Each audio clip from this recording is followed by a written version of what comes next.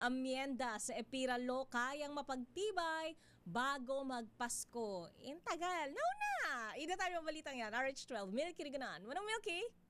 Lakay kayang habol ng Kongreso ang panukalang batas para maamyandahan ang EPIRA Law bago magpasko.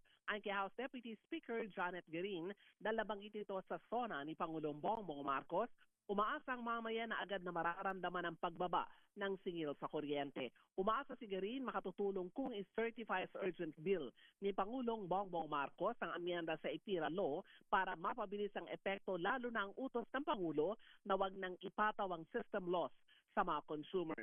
Sakali naman na may habol at mapagtibay ang amyenda sa EPIRA Law, maganda itong pamasko sa mga consumer pero kung si Garin naman ang tatanungin, tatawagin niya itong regalong panghabang buhay galing sa Pangulo. Narito si House Deputy Speaker Janet Garin.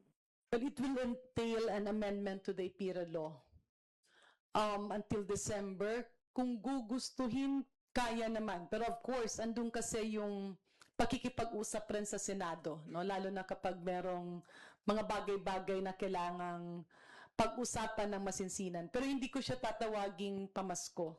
Tatawagin ko siyang regalong panghabang buhay galing sa Pangulo.